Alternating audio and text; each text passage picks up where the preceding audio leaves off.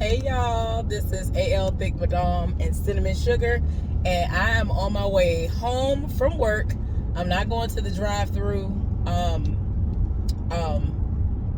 car wash today. Excuse me, because it's Sunday and they open an hour later. And even though I could wait a little while longer, I'm not doing it. Excuse me. The only time I almost always go on a Sunday is if I work over. So I was blessed enough to not have to work over today. Speaking of, the Side Heifer's partner actually came in today. She was assigned to work yesterday and today, and she actually showed up today. And since she took it upon herself to show up, she was drafted to stay over. Now, had she not shown up, I'm pretty sure I would have been the next one in line, even though I'm still kind of low on the rotation list, full of people who actually can pull overtime. So yeah, I'm very glad about that because I was wondering how that was gonna go. I'm trying to get to the house to watch Down in the Valley where them girls get naked. That's what I'm trying to go see and finish watching Rap-ish. That's what I'm gonna say because I don't, really curse. The worst I will say is what? Probably hoe, because it's slang for horror, and if I'm not gonna say harlot, that's what I'll say. But I very rarely even say that. So I'm just saying I don't really cuss. So that's just not me. Tried to do that one time when I was in the 7th grade, and yes, I do remember that this was the 7th grade that this happened. I was attending Bellingrath Junior High School in Montgomery, Alabama, and I entered into my classroom. If any of y'all are from Montgomery, Alabama, an upperclassman by the name of Victor Segal, I think his name was. He was so fine when we was in school. But anyway, he was an upperclassman. Him and somebody else used to do the morning announcements. And so the morning announcements were about to come on the little TV. And I came in the classroom and I was like, OH and all or something. Like, I don't even say that, y'all. Only time I really will say that, like, I don't really say that. Like, I really don't. I don't even say hell. And hell is not really a cuss word. I'm just saying that's how much I don't do it. Like, that's the degree to which I'm trying to get y'all to understand that I don't curse. Like, it's just not for me. It's really not. So Victor was doing the announcements. Him and some girl, I don't know who the girl was, but I knew him because everybody lived for him because Victor was fine back in the day. I don't know what he looked like now. But he was doing the announcements, or they were about to come on, and I came in. I was like, oh, H no, because it was like some kind of commercial or something that came on, and it was weird. And everybody basically roasted me, and they were like, yeah, that don't even sound right coming from you. Like, you need to stop. So yeah. Anyway, that was just a little, flashback moment to some foolishness. Now, let me go ahead and lead y'all into some more foolishness. Since it is Sunday, I guess I should give y'all forewarning. You might want to come back tomorrow if you are in the throes of church and, church services and all that stuff, because I don't want to possibly disrupt anything. But even though I personally don't have a problem with it, you might have a problem with watching what I'm about to talk about. And it is going to be about sex, because it came up in conversation almost all day today. I don't know what that was about, but it did. And I feel like that is a very natural thing, sex itself. So I've never really shied away from talking about it. I've always been up for discussing it. So it was never a situation where I was talking about what I was going to do to somebody or what. Like, it wasn't nothing like out the way, like somebody was trying to tell me what they was going to do to me or nothing like that. Not really. So anyway, let me tell y'all what it was. So I ended up working with the man that I told y'all about, he's in his late 40s, ex-military, and he plays video games and all that stuff. And so we are friends on the PlayStation Network. So At some point in the conversation, we were talking. He had said something, and it led me to ask him a question. He had said something about sex and how he said he would have sex with a certain amount of people or whatever, excuse me. So whatever it was that he said that led me to the question, I was just like, wait a minute, let me ask you this. So I asked him, would he have sex with the side heifer? He was like, no. He looked at me like, are you crazy? And he was just like, no. I was like, no. Why? Because I want to know. Because the married man go up for her. A couple of other people, I know that they are trash. And they would screw anything with an orifice. So I'm trying to understand, why is it that he's like, nah, I wouldn't screw her. I'm like, if she's offering it up. Like, I mean, I went into depth and I was like, not even if you heard that it was amazing, like somebody was giving you reviews on this heifer, like, man, it's awesome, everything she do good or whatever. He told me, speaking for himself, as himself, and not just as a man in general, he said there is no way. And I said, explain why. And like he said it, like the way he said it, I think it had me dying laughing, because he said it so nice and so like matter of fact, but it wasn't like mean or like a read. And so I was like, well, why? I would love to understand, why is it that you would not give her that if she was, throwing it at you and you ain't been with nobody, which I'm gonna get to that because I was not expecting that response. He was like, I don't care if people told me it was everything, I don't want it. He started talking about how, I said, well, why? He said, her smile, her face, her hair, her body, nothing about her is attractive to me. He had me, it was the seriousness of it or something. I don't know what it was. It had me dying, y'all. I was screaming. I was like, what is going on? Like I said, he said it in a nice way. It was respectful. It wasn't evil or anything. I don't think he's experienced her yet. So, I'm going to continue to not bring her up in a way where it's me spilling what her foolishness is. So, it just is what it is when it comes to that. But, yeah, I asked him that. I thought to ask him because I forgot how it led into that. But I was like, wait a minute. Well, let me ask him this. And then he told me that I was not expecting that response. But fast forward, tell me why he randomly asked me. He was like, so how long have you been single? Because he knew that I was single. I made a point to say that I am single or whatever. Because we had talked a while back and I think he had asked me. Well, he had said something and I think I brought it up because it was a part of the conversation.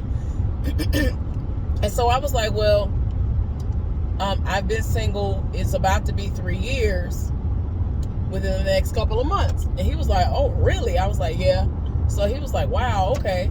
And so I was like, how long have you been divorced? Because I know that was his last real relationship. And he said 7 years. And so I was like, okay. So y'all, I was like, oh, let me play devil's advocate a little bit. Let me be Kendra G for a minute. I said, when was the last time that you were intimate with a woman? If that's something that you don't mind answering. And so he said 7 years. So I was like, no. I said, when was the last time that you were intimate with a woman? And he repeated himself. And I was like, I feel like you're lying. Like, I started laughing. He was like, no, I'm not. I'm being serious. I was like, the last time that you had any type of a intimate situation with a woman, with anybody, you know what I'm saying? Because I know somebody might be like, well, he said, he answered the question. Maybe it was because he was with some of the army buddies or something. No, he lives for women. He said 7 years. He has not had sex in 7 years. So I was like, wow. Now, he didn't ask me about my history or whatever. And I mean, I feel like I would have answered if he would have asked me. So he was just like, it's just to the point where a lot of these women are not up to what his standards are. he will do the smallest things and they will turn him all the way off. He was telling me about how he'll go into like he'll go into like a grocery store or something, and excuse me, and he'll see somebody and he think they look all right, they look cute and things or whatever, and so he'll be like, oh well, hi, how are you, my name is this, what's your name? And that's how he will, present himself. Like, it was a respectful way. He ain't come at you like, oh, and, be aggressive or nothing like that. And for some reason, like, every response he told me about, I was like, whoa, wait a minute. Like, he made a point to give me these examples. And so I'm like, okay, what is going on? So the other day, he tried to talk to some woman. He asked her what was her name. And she was like, whoa, you ain't even all like that for me to even tell you my name. Like, went off, like, stepped back and everything. I was like, and then, like, in a lot of the instances, the women off rip would be like, yeah, my man, yeah, my husband, yeah, my this, instead of answering the question. Because there were times, or acknowledging what was said. That's what I should have said. Like, in a lot of the cases, if the woman was decent looking or whatever, he was like, hi, how are you? My name is da-da-da-da. I just want to let you know that you are a very beautiful woman. Or something like that. And then instead of them saying, oh, thank you, you know what I'm saying, and see where it leads, they get very defensive and be like, I ain't that type of boy, I got a husband. Like, it was just in a nasty way. And so he was just like, the women around here have destroyed my confidence and all this other stuff. And I was just like, it shouldn't be like that. Like, don't make it seem like that.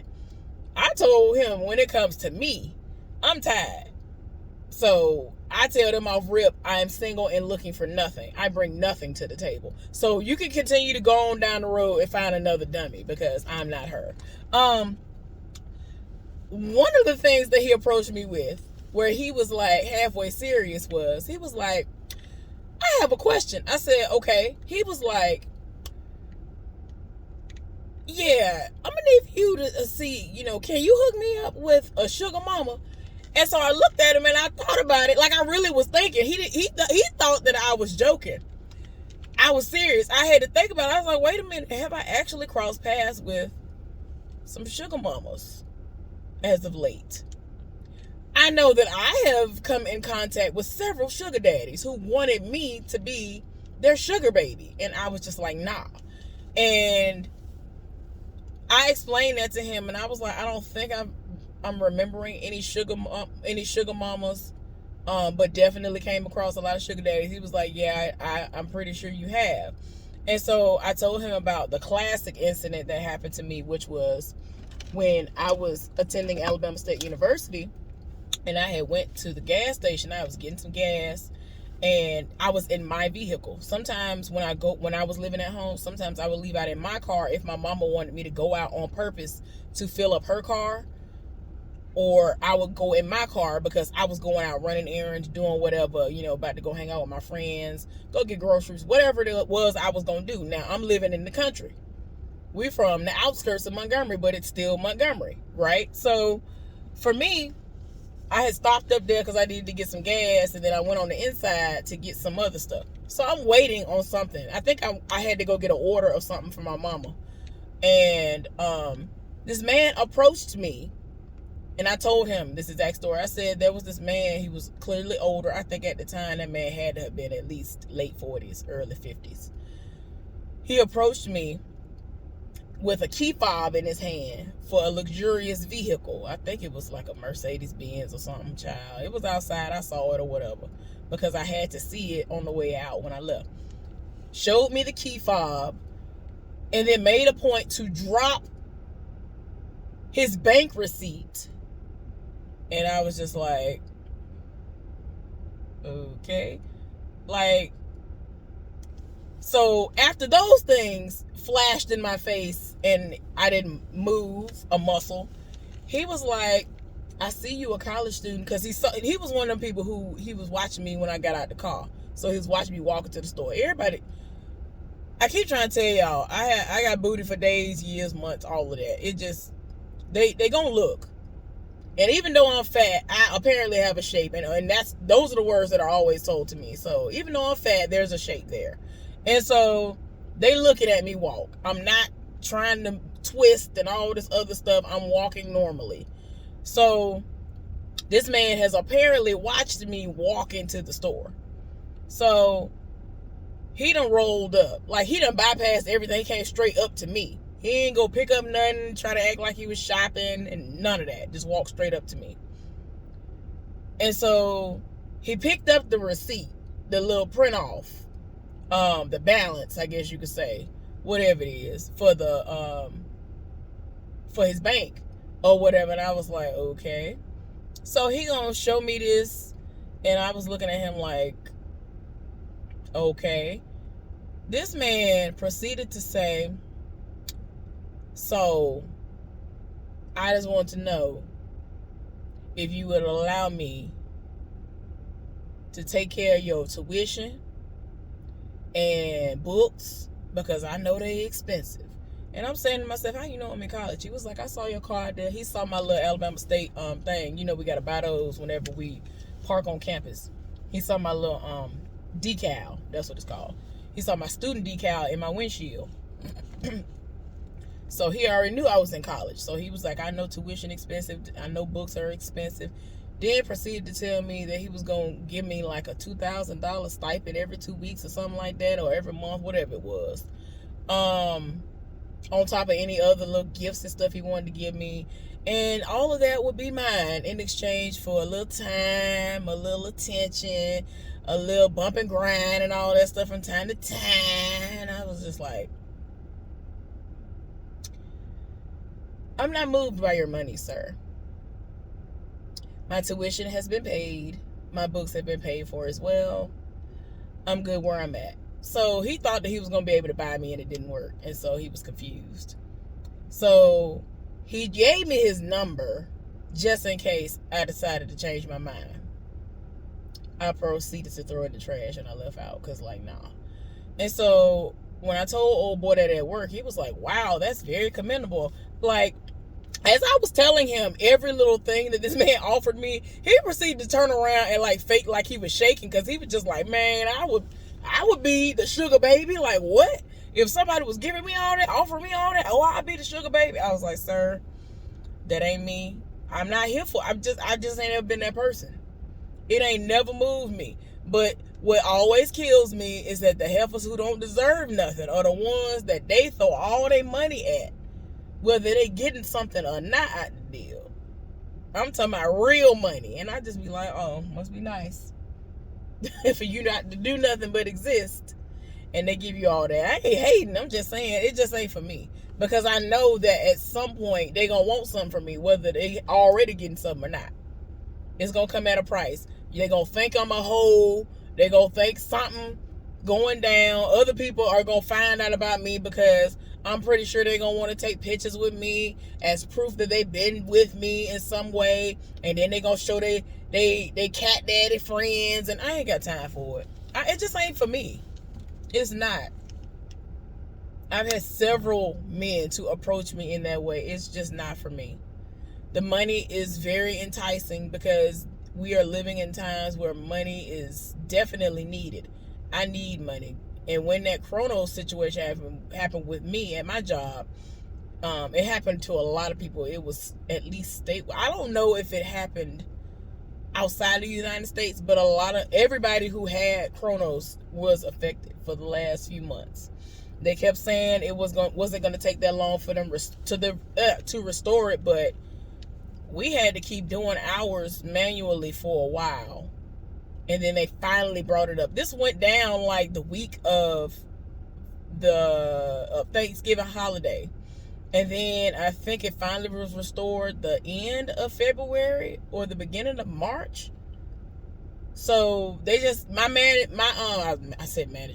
supervisor had to keep manually putting my stuff in every day and making sure that my time, was right. And then they had to keep doing print-offs every day to make sure that the time was what it was supposed to be. And if it was incorrect, if we didn't say something by the end of our shift, try to do it by 2 hours before the end of our shift on Saturdays, then oh well, it's gonna take a while for them to correct it. There are people right now whose checks are finally being corrected. Like, it's been a process. Mine has been correct the entire time, so I never had to worry about anything. So yeah, I'm just like, that's just not me. And I'm just not the type of woman that a dude would live for. When they see me, just be like, ooh, let me do this for you just because you exist. Like, I already know I ain't, if I had to do the number system, because he was doing that too. He kept saying that a lot of these women were like a 5 at best, a 3 at best, and all this other stuff. For me, I already know I ain't up there. I already know. I just know I look better than the side heifer, like leaps and bounds better than that. So I'm just saying. So I already know I ain't up there. I already know people ain't gonna be sitting up there trying to buy vehicles for me and buy houses for me and buy Birkin bags and all this other stuff for me. I know that. I'm not delusional. So I'm not gonna be stupid enough to sit up here and think that all this stuff gonna fall in my lap. Whether I was putting out or not. But I'm just saying, I said all that to say this, that the conversation, it was very interesting because, like I said before, he said he hadn't had sex in 7 years.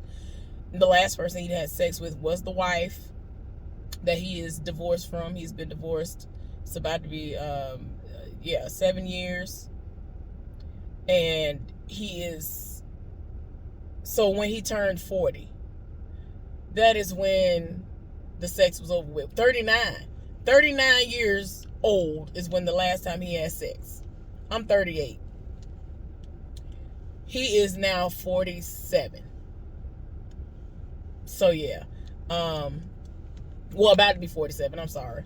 So yeah. Yeah, his birthday was about to come or something, he said, and that's why he paused at first, because that's why I thought he was lying about not having sex for like 7 years. And he was like, oh, no. I was 39, about to turn 40, But the last time he had sex with that was then. So he was just like, you got to be able to stimulate my mind. There's just so many other things. I know a lot of men feel like sex is the most important thing. He was just like, it's not. But don't get it twisted. I have a very insatiable appetite. I was like, I do too. But the thing is, people be sitting up here setting it off. Like they got it like that, and that they really got that appetite, and then they don't. And I just be like, And so, yeah, because I've experienced that before. I mean, somebody just talked a good game, really try to make it seem like I ain't never had this before, and normally I'm left wanting more and all this other crap. Do you think that that's what was going on when me and that person was together? I was left wondering what was the wait. Why did I waste my time? You did all this talking, and now you looking at me like, what is going on here? Why wouldn't anybody cheat on you? I don't understand. On the verge of tears. What? I ain't got time for it. Anyway, y'all, it was just interesting talking to him and finding that out. I don't know. He's just stuck on being in the gym and working out so that he can get his body back to what it used to be. Because he was talking about he's gotten to a point in his life where when he does find the right person, he wants to be able to, without a shadow of a doubt, pull them and be able to know that I pulled this person, and if they fine or as fine as he trying to be, then he know that as far as the looks department, that he deserved that person because he wanted what he wanted, and he was able to get it. Because he basically tried to tell me that he was just gonna settle for somebody that's considered to be a 3 or a 4, and I was like, well, to me, I feel like people should be able to get what they want as long as they are doing what they are supposed to do. I feel like that we all should be able to get what we want. I feel like I shouldn't have to settle for some old Flavor Flav looking dude just because. Like, you scare me when I see you. Like, I'm over here jumping because I just laid eyes on you. I don't want to have to look at somebody where I'm like, dog, they ugly. Ooh, child, You scaring me. You wait. If I wake up in the middle of the night and I look over and you just looking at me like this, you scaring me to death, waking me up out of my sleep. I'm gonna die. I ain't got time. I don't want nobody with trash sex. I don't want nobody who beating on me. I don't want nobody who wants to be verbally abusive either. I done been through all of that except physical abuse. Thank goodness, because I don't even know how I avoided that after all the stupidity that I've been through. But anyway, y'all, it was just kind of interesting because he kept coming to me and talking to me about random stuff. And so it's like, that's leaving me open for questions. I'm very inquisitive. I'm a very, very, very inquisitive person. That's why I be telling y'all I be wanting to talk about stuff in the comment section, because there might have been things that I've missed when we've been talking about certain TV shows, or things that I'm just bringing to y'all to talk about. Or I want to, have some elaborations going on or whatever. But yeah, y'all, I don't want to bore y'all any further. This is the end of the video. Subscribe to my channel if you have not done so. Give this video a thumbs up. I hope y'all have a wonderful weekend. I'll see y'all later. Bye.